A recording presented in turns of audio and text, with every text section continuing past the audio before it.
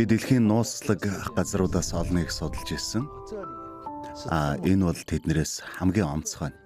Манай гариг дээрх далайгаас хамгийн их аслагдсан дотоод их газар дах бүс. Би энд өмнө нь олон удаа ирж судалгаа хийж ирсэн ч сонирхол бол нэх буураагүй. Харин энэ удаа өсвөр насны 18 хүүхдийг энэхүү нууцлаг газарт авчирлаа.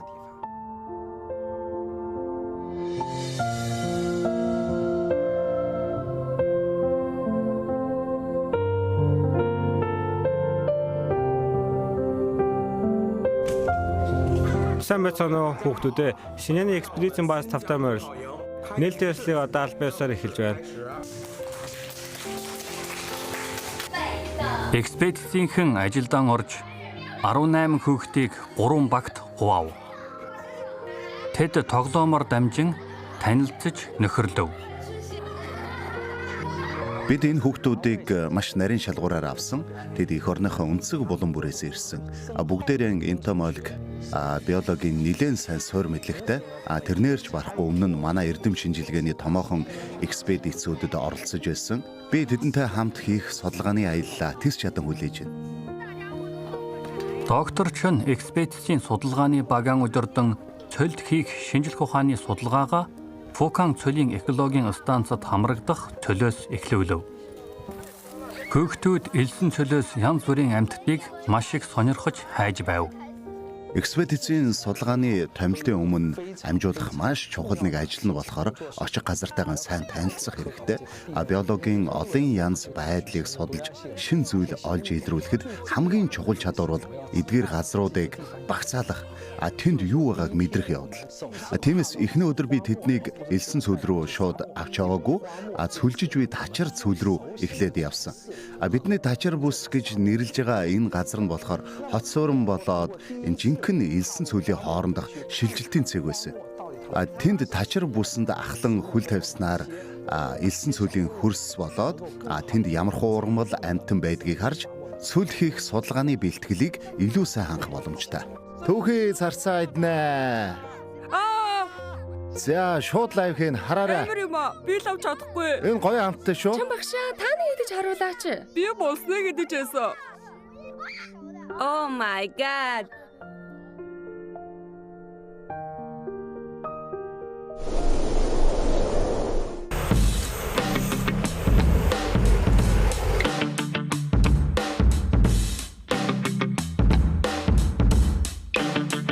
Бидний одоо ирчээд байгаа энэ газрыг Гурбан тунгуутын цөл гэдэг. Энэ бол жирийн нэг элсэн цөл биш, харин дэлхийд 3 дугаарт Хятад 2 дугаар нэрлэгддэг том цөл.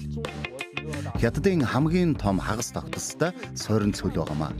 Тогтцынхаа онцлогоос шалтгаалж хөрснийхаа гүнд чиглэг ихтэй говийн ургамлын бүрхөвч цөлийг бий болгосон байдаг. Ургамалтай учраас энд өвс навчаар тижээгддэг олон шавж байгаа гэсэн үг. Ургамал эдишт шавжнуудыг дагалдаад тэднэрээр хоололдог том амьтад суурших нөхцөлж бүрдсэн байгаа юм байна. Ингэж л энд амьд биетнүүд нутагшиж биологийн олон янз байдлын судалгааны хөрсөөр бий болсон хэрэг.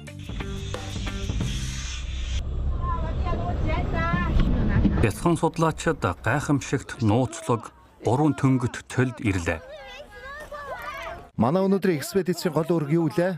Бид цөлийн биологийн олон янз байдалтай танилцсан. Бидний өнөөдрийн пикийг гэвэлдэрий аль баг хамгийн ололтой ажиллахыг одоо харна.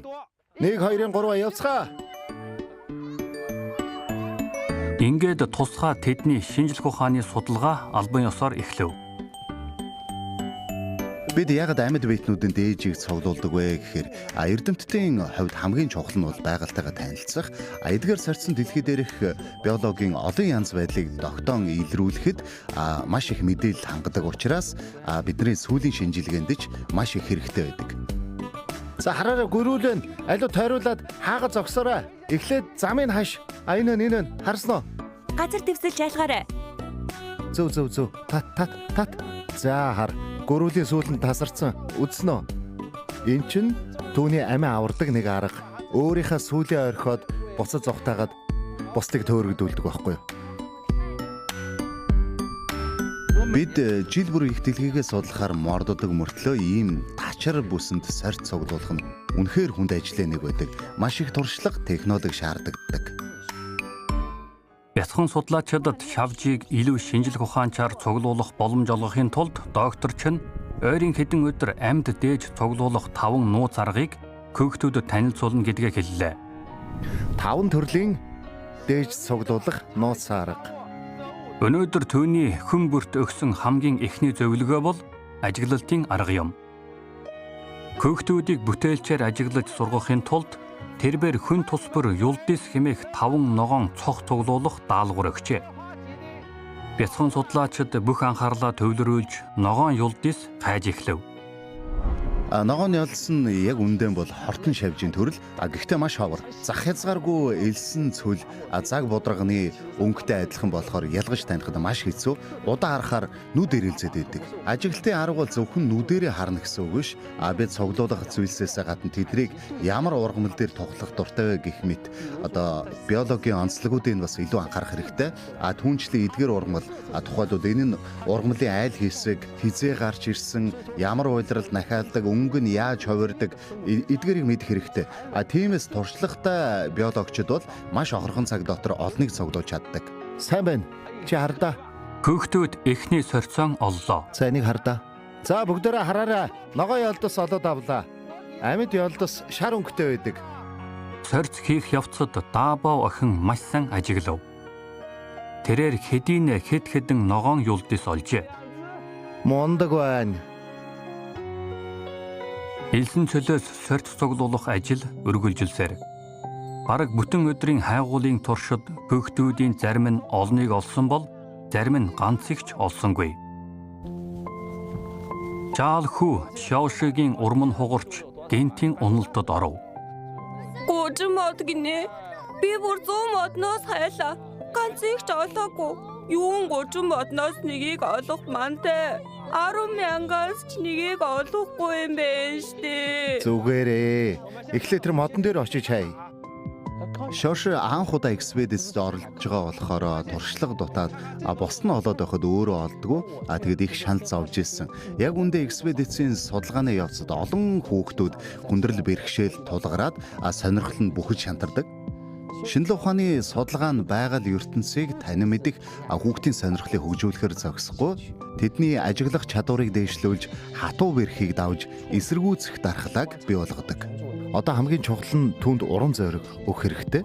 Бисмээр нэг ялцыг модон дээр тавьчих. Тэгээд тэргээр очиж хайлгая. Хүүхдүүдийн итгэлийг мохож болохгүй. Миний ингэж хичээж байгаа нь тэднийг өөртөө итгэлтэй болгох зорилготой. Зарим хүүхдүүдийн урам хугарах нь хэвийн үзэгдэл. Гэхдээ тэднийг зөв чиглүүлэх хэрэгтэй. Хаана вэ? Хардаа. Хүүе, өөртөө итгэлтэй байх чинь чухал байгаа өстэй. Чи энийг хардаа. Энэ бол чиний амьдралдаа олсон анхны ялдас. Юу гэж бодож ин да? Ямар ч үед бид өөртөө итгэлтэй байх хэрэгтэй. Яасан ч зориг мохож болохгүй. Хэрвээ итгэл алдарч нэг л газраас суугаад байх юм бол чи юу ч олохгүй. Багшаасаа урам авсан Шавш дахин өөртөө итгэж сорьц сайх ажлаа үргэлжлүүллээ. Нар шингэж хүүхдүүд кемп рүүгээ буцах гэж байтал гентийн явдал болж бүгд тойрцгов. Би төөрчлөө. Хэн надад замшлах вэ? Төгсгөлд нь би хүүхдүүдэд бяцхан сюрприз барьж зориуд төөрүүлсэн. Зарим хүүхдүүд нь баг зэрэг сандарч төгссөн. Ер нь шинжлэх ухааны экспедиц бүр мэрэгжлийн чадвар туршлага дээрээ тулгуурлан санаа нормгүй газруудад судалгаа хийдэг болохоор тодорхой хэмжээний аюул эрсдэл дагалддаг. Иймээс хүүхдүүдийг багаас нь сургаж дасгаж аюул ослоос сэргийлэх мэдлэгийг дээшлүүлэх шаардлагатай. Бид хаяа хярхаггүй элсэн сүлд зөв чиггүй явах юм бол эцэст нь хинч эндээс гарч чадахгүй. Хүүхдүүдэд эдгээр эрсдлийг гүнзгий ойлгуулж ирээдүйд өөрийгөө илүү сайн хамгаалах ухамсарыг дээшлүүлэх хэрэгтэй. Доктор Чөний энэхүү сюрприз үнэн хэрэгтэй судлаачдад шөнийн ажиллагаа явуулах таатай дэвсгэрийг хангаж өгсөн юм. Учир нь цөлийн шөнө маш эвгүй нууцлаг бөгөөд амархан тойрдог. Хүүхдүүд бүгд ямар нэг байдлаар айж сандарчээ. Бидний төөрөөд кемп рүүгээ харж чадахгүй байх вэ гэхээс их айж байна. Сүлд төөрөг өстэй аимшигтай юм байна. Гэхдээ хүүхдүүд айхын зэрэгцээ цөлийн шөнийг их сонирхсон. Учир нь доктор Чен тэдэнд амьд дээж цуглуулах 2 дахь нууц болгож шөнийн хайгуулын аргыг танилцуулсан юм. За хар. Битгий үргэ. Харсноо. Туулаа. 1 2 3 за яв. Яагаад барьсангүй вэ? Хэрэггүй. Шөнийн цагаар хайгуул хийх нь биологийн олон янз байдлыг судлах маш чухал арга. Учир нь энэ дэлхий дээр амьд организмын 2 бүлэг байдгийн нэг нь шөнийх, нөгөө нь өдрийн амьдралтай. Энэ бол экологийн цагийн зөрүү байгаа юм. Бид тэднийг ихэвчлэн байршлаар нь ялгахыг боддогч цагийн зөрүү бол илүү чухал байдаг. Олон хорхой, шавж төс зүйлс болон амьтад цэр нуруугүй жижиг мүлхэгчд шөнө гарч ирдэг. Дэлхий дээр биологийн олон янз байдлын 50%-ийг шавж хорхой эзэлдэг болохоор бид шөнийн цагаар ажиглалтаа түлхүү явуулах боломжтой гэсэн үг. Өнөөдрийн шөнийн хайгуулын үеэр экспедицийн гишүүд шөнийн хэт улаан туяаны детекторыг ашигласан байна. Тэдний өнөө ороо харгасан гэж хамгийн их хүсэж байгаа зүйл бол салбуг юм. Чин багшаа үнэхээр харамсалтай юм аа. Яасан? Сайн нэг салбуг яг өмнөр өнгөрсөн. Байгаад барьж чадаагүй. Чийлдэ. Салбуг нь Арвакнида ангилалд багтдаг. Тэд нарыг тэсвэрлдэггүй тул зөвхөн шөнийн цагаар л идэвхтэй байдаг. Даба охин дахин сайн ажиллаж багийн анхны салбугийг олжээ. Дабагийн олсон салбуг өөрийнх нь шүү дээ. Шөнийн хайгуулын багийнхан салбуг хайж байхад нөгөө нэг багч бас завгүй байв. Багшийнхаа удирдлагын дор тэд амьд дээж цуглуулах 3 дахь нууц буюу гэрлийн тойрогдлын аргыг ашигласан юм. Шөнийн судалгааны 2 арга байдгийн нэг нь хайгуул, нөгөө нь гэрлийн тойрогдлын арга байдаг.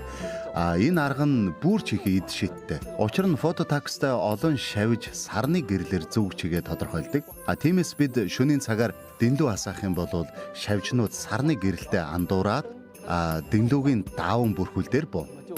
Энэ аргаар олон янзын асцглаа. Гэрлэр тойрогдуулах баг чийдэнгэн асаасан бол хайгуулын баг шин шавж олзолжээ. Тэд чийдэн тусгаар гэрэлтдэг хилэнцэд хорхоо салбуг хэдийг олов. Гадаа улам харанхуй болж гэрлэр тойрогдуулах багийнхан олсон сорьцуудаа шалгаж эхлэв. Бүгдээрээ жоохон амарх уу? Шөнийн хайгуулынхан бас цөлийн гүн рүү орсон болохоор харих замаа судалцгааж байлаа. Зарим хөөгтбөр уйлж эхлэв. Би салбуг хамааргүй байна. Ямар ч байсан харих замаа олъё тийм ээ. За хамтаа цөлөөс гаръя. Ванхайрен бол байгалийн судалгаанд онцгой сонирхолтой биологийн шинжилгээ ухааны үндсэн мэдлэгч маш сайн. Гэхдээ бос хүүхдүүдээ бодвол жоохон зориг муутай. Шинжилгээ ухааны шалгуур нь өөрийгөө хамгаалах маш чухал чадваруудыг хүнээс шаарддаг. Ялангуяа энэ хатуу ширүү орчинд бид хүүхдийн зоригийг нэмэгдүүлэх хэрэгтэй. Тэр маш айж байсан ч багийн хүүхдүүд түүнд тусалж ирсэн. Бүгд түүнтэй хамт урагшаа алгасан. Тэр эхлээд айз сандраа, зог досч, нулимс унгаасан. Эцэст нь бол зориг ороод хамт олонтойгоо эндээс гарч чадсан. Энэ нь бол хүүхэд өөрийгөө ялж байгаагийн өөрчлөлт. Хэрвээ бид ирүүхээ юм уу эсвэл өөр нисдэг шавжнуудтай таарах юм бол тэдгээрийг барихын тулд тор ашиглахаас өөр арга байхгүй. Тэгэхдээ нийслэгийн замыг ойлгож байж л амархан барьж чадна. Дараагийнх нь урхины арга. Ихэнх шавжнууд газарт байхдаа бидний тавьсан урханд орох магадлал ихтэй. Халуун орны ширэнгэн ойд шигүү ургамалтай газруудад шавжиг татахын тулд бид аягандаа цуу юм уу элсэн чигээр хийж тавьдаг. Цөлийн бүс нутагт биологийн нягтрал багатай болохоор бид хоосон аяг тавихтал болно.